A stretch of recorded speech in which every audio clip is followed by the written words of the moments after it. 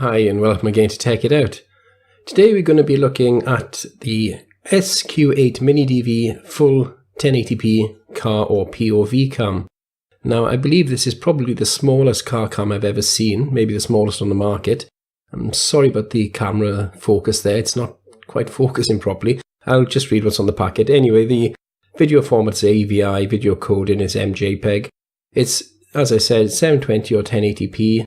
With 30 frames per second in 720 and only 15 in full 1080, but that doesn't really matter as I'm going to be using it as a car cam. 720p is going to be quite suitable for that use. It has a small battery, a 200 milliamp lithium battery in there. So let's get it open and have a look what's in the box then, shall we? So I've got to say the packaging is quite good, and if right, as you can see, it is quite a tiny unit. The usual instructions, which can go off to the drawer of obscurity. There's a tie clip with a crocodile clip on it, transfer lead, power lead, and a mount for mounting the actual camera on. I'll just take this horrible wire tie off here. I hate these, as you know.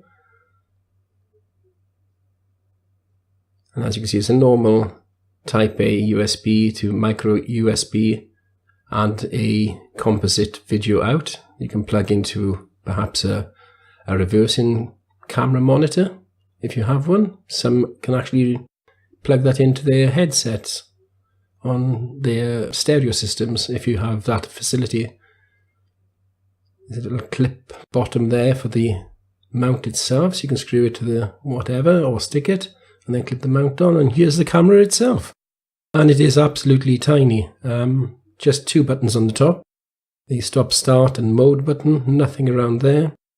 The card slot and the micro USB. The lens and some infrared transmitters there, which are usually quite useless anyway. And the camera actually doesn't fit directly onto the mount itself. As you can see, there's no way of fitting it onto the mount directly. What you do have to do is connect it up to the tie clip, and it just clips on, I believe. My apologies as well, I'm a little bit croaky today. I'm getting over a bit of an illness. So I'm just getting back into making videos. Now the clip is quite a strong clip, holds quite firmly actually. Not sure how firmly it actually holds the camera in place though. It seems quite, well, it's not as firm as I would hope it to be. Then what you do is you set up your mount in your car, and then you can clip and unclip the camera as you need.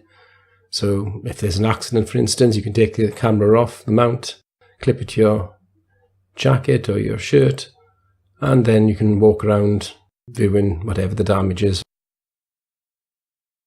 Very handy in that respect.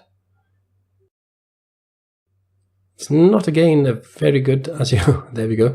As you can see, it's not clipping on very well to the mount itself. Not as firm as I would want it. But then, I suppose you're not really supposed to be jiggling it around like this. It would be either on your shirt or on the mount in the car.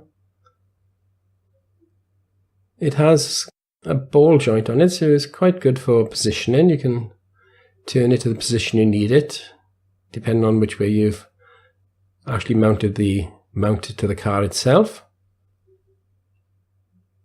and then you can turn it the other way around, so if you have to mount it the opposite way.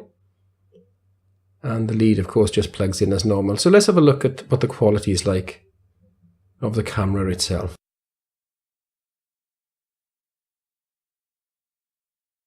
So here we have some bright daylight, and as you can see, this is in 720p. Very clear, a little bit shaky because it's not mounted very well in the car, but you can quite easily make out number plates and quite a bit of detail.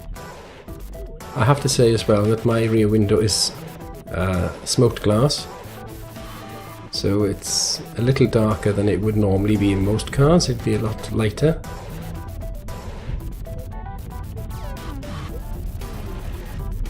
So that's normal daylight. And yes, it's quite good. I'm quite happy with that for a rear-facing camera. It isn't waterproof, by the way, so you couldn't really mount it on the outside to use it as a reversing camera. So next we're going to look at a little later in the day. This is an evening shot. Very overcast at the moment, although it's a little bit sunnier to the south. But still, it's picking up most things quite well. Number plates are not quite so clear now. Again, as I said, it's actually filming through darkened glass into a cloudy day, so I wouldn't expect too much of it. And at the end of the day, whatever and if ever anything actually hits you in the rear of your car, it's going to be close enough to read any number plates. The night mode, well, unfortunately the camera actually slipped here, so it's not as good as it would be, but even so, I think you'd have difficulty even reading number plates at night. It's very, very dark. The infrared lights, of course, do nothing at all in these situations. So there we go. The camera itself then, in daylight, very good to pretty good, depending on how overcast it is. At night, not very good at all, but enough to see what's behind you. So what are my thoughts on this camera then? Well, I got it from a company called GearBest, which is a Chinese company. It took quite a long time to arrive, actually. But it's a very compact unit. It sits in the back of the car, doesn't get in the way of the rear view at all, which is nice. It can be taken out and used as a POV camera, which is very good as well. You just clip it onto your shirt or jacket or whatever. So I'm very happy with that as well. You can plug it into a monitor if you want to, and I haven't tried that yet. The only thing I would say is the instructions are absolutely abysmal, as you would expect in translated instructions, but you have to do multiple presses of multiple buttons to change any of the menu items. Thankfully, I just set it up in its standard mode as a 720p car cam. In essence then, is it crap? That is the question. My answer? No.